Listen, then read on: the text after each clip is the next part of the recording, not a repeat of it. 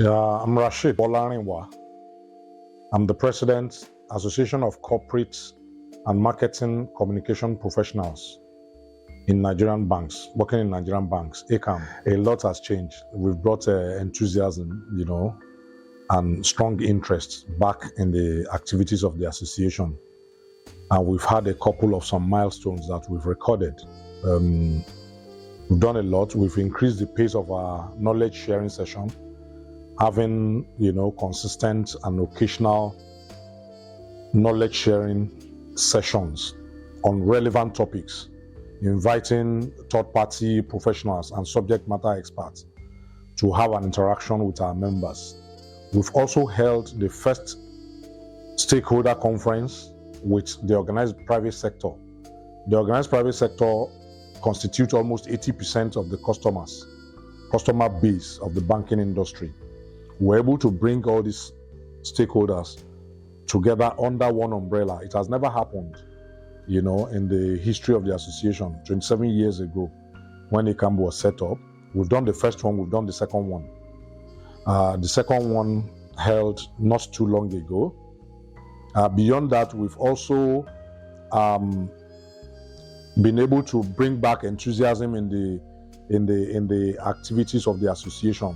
We've done a couple of things by ensuring that our members have strong interest in what we do. We held what we call aerobics.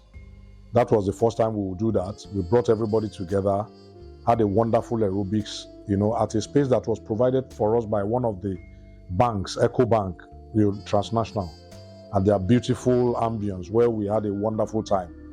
And the person who led us in that session was a former BBA member who is into fitness, and the rest, yes. And the response was very, very beautiful, and people are asking, for more. We've also done a couple of things, and right now we are in the verge of trying to organize, an end of year, party. And we believe very strongly that when we are able to do this, we'll be able to take the association, further. Next week, Friday, we are going to have an end of year party. We worked so hard from January till now, and we believe very strongly that we need to come together, as one professionals working under one umbrella body, ACAMB. The support has been immense.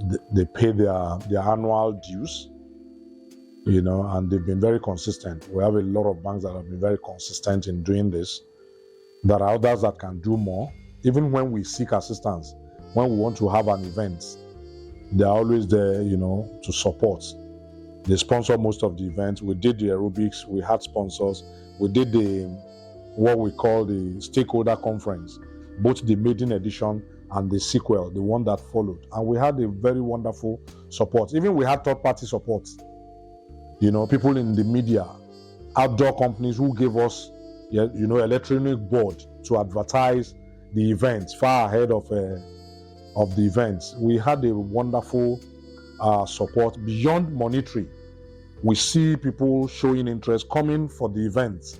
We also had recently, about 4 weeks ago, we held a media party, with both the financial press and those who are in the digital space, ACAMB Media Party.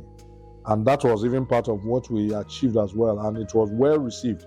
We've also worked very strongly with current committee members of CIBN.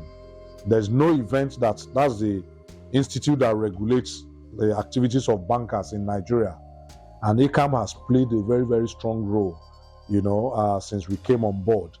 Almost every event that CIBN holds, we have a very strong pride of place, that we play as an association. And we believe very strongly that our members will continue to give us our support.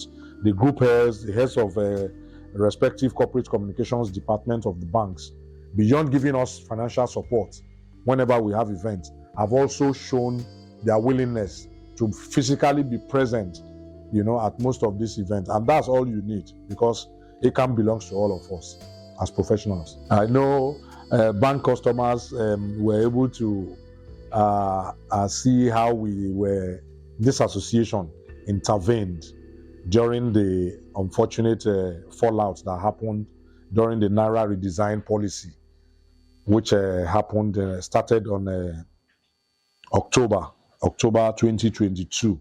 The announcement was made in June, July.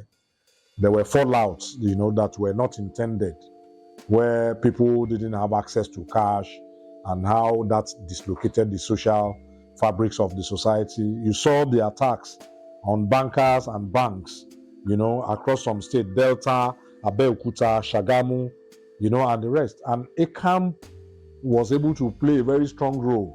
Our voice was heard loud and clear. We were able to educate customers on what they need to do, at every point in time.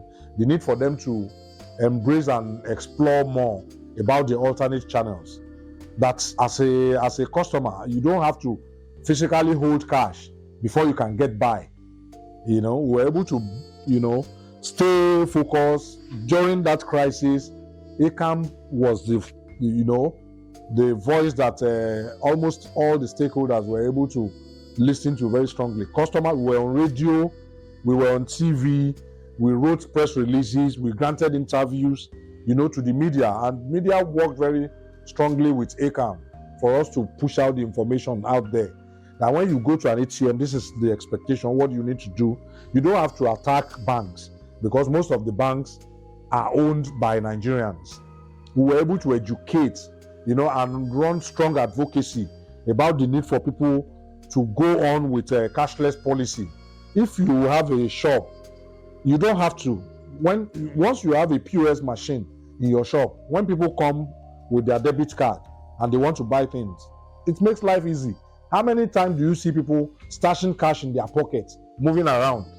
Once you have your debit card, you get to the filling station, you buy fuel. We're able to educate Nigerians on how to navigate that difficult times, that happened. And the feedback that we got thereafter, when the judgment was given and we revert back to status quo, the feedback we got was that ACAMB, more than any other stakeholder within the financial services space, stood to be counted at that moment.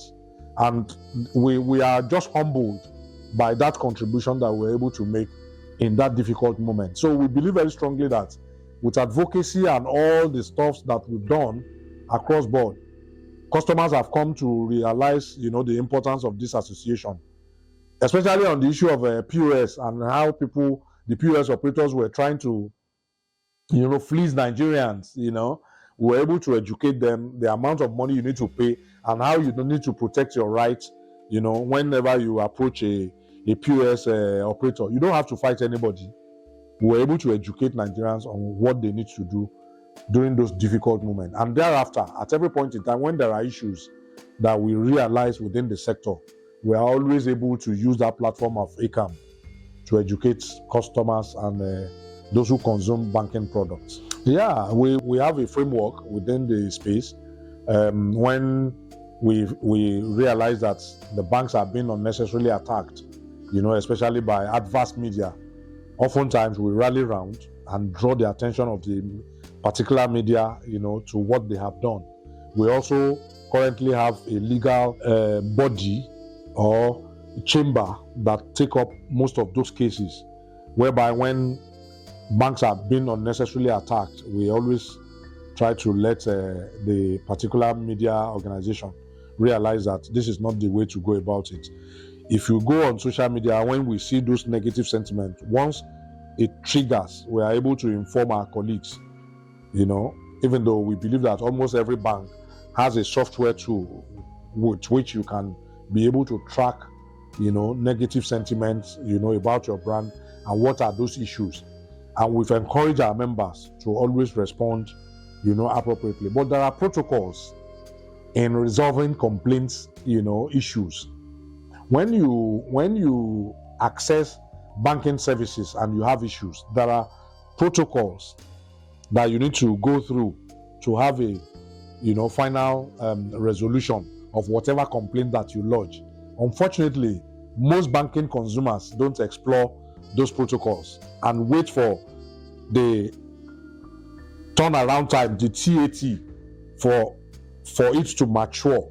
At the point where you lodge your complaints, you wanted to access a banking service, you didn't get the value for the service that you wanted.